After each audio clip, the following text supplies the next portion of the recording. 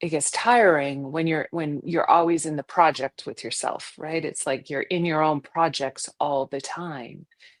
And that feels intimidating, that feels daunting, that feels like, maybe you're taking away from actually enjoying the life that's right in front of you because you're so caught up in your own project. I really know that world very well. And so when when I hear that, I'm reminded that yes, we can kind of get into a sinkhole with this when we're like more, clearing more, the whole onion layering metaphor, which hated because I didn't want it to be an onion. Right? It was just like, I want one and done. Can't we just like cut it and be done and split it to the core? Um, and the reality is it is, it's a spiral, it's a labyrinth, it's a peeling of the onion, and that's the life journey. And it is a process. And so there is the surrendering to the process, but then we can get entrenched in the project of it. And when we're entrenched in it and all we're in is like the debris that we're trying to clear, we're just seeing it all. We're seeing it as like more material, more material, more material.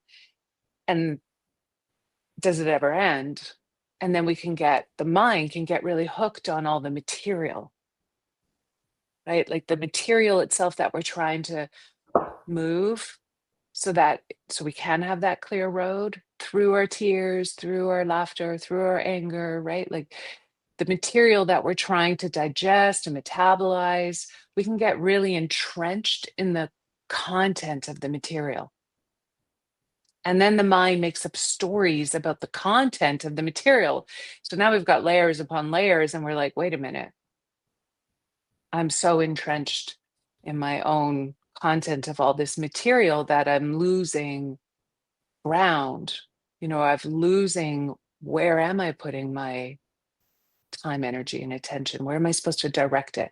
So what that reminded me of when you were talking about that, obviously my own experience of being very entrenched at times, is that we have to remember that we're setting a compass in motion.